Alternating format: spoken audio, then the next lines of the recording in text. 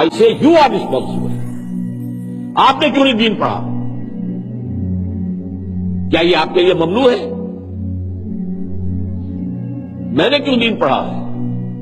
میں تو ڈاکٹر تھا، آپ فارماسسٹ ہیں، میرے بیٹوں نے پڑھا ہے، وہ نماز جمعہ پڑھا رہے ہیں، تو زیادتی کیا ہے؟ وہ ہماری ہے۔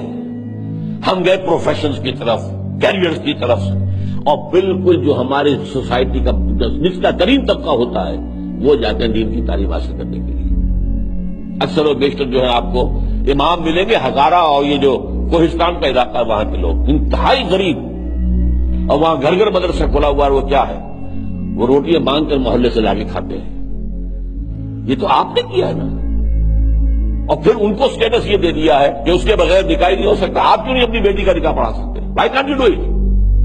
اسلام میں کوئی برہمنزم نہیں ہے، اسلام میں کوئی پاپائیت نہیں ہے، اسلام میں کوئی پنڈت نام کی شے نہیں ہے، کچھ بھی نہیں ہے۔ تو یہ ہم نے کیا ہے، ہم نے دین ان کے حوالے کر کے اور اسے ایک پروفیشن بنا دیا ہے۔ اسلام میں کوئی پروفیشن نہیں ہے دین کا۔ اس پروفیشنلزم کی وجہ سے، اور جو جیلسی ہوتی ہے، پروفیشنل جیلسی، یہ ہے جو مولویوں کے اندر ہے، اس کو آپ گالیاں دے دیں گے، لیکن یہ آپ بھول جائیں گے کہ یہ سارا دھوکی ہم آورد ہے تو ہمارے کیے کا ہے، ہم نے ان کے حوالے کیا ہوا ہے۔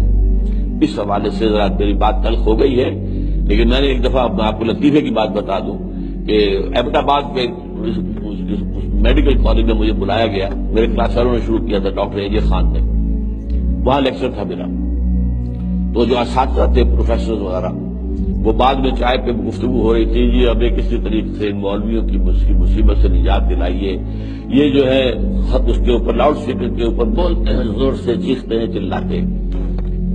میں نے کہا اس کا اصل الزام آپ پر ہے، ان پر نہیں۔ کیسے جی؟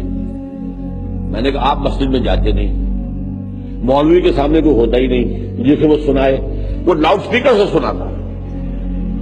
اب تو سنو گے نا، یہ تو وہ آپ سے انتظام دے رہا ہے۔ آپ مسجد میں جائیں، اس کے سامنے بیٹھے، شاید کوئی دو چار کام کی باتیں بھی کرے، وہ سمجھے کہ کچھ لوگ جو ہیں سمجھدار پڑھے لکھے بھی لوگ موجود ہیں۔ تو یہ جو ہمیں اپنا دیکھنا چاہیے، اصل سوچ بھی یہ ہونی چاہیے۔ جب مذہب اور دین پیشہ بن جائے تو کوئی خیر اس میں باقی نہیں رہتی۔ یہ دین اور مذہب پیشہ نہیں تھا۔ اسلام میں کوئی پیشوائیت نہیں، اسلام میں کوئی پاپائیت نہیں، اسلام میں کوئی برہمنزم نہیں۔ اسلام تو ایک کھلا، ہر شخص کتاب اللہ پڑھے، ہر شخص عربی سیکھے، ہر شخص کو امامت کے قابل ہونا چاہیے، ہر شخص اپنی بچی کا نکاح خود پڑھائے، ہر شخص اپنے والد کا جنازہ خود پڑھے۔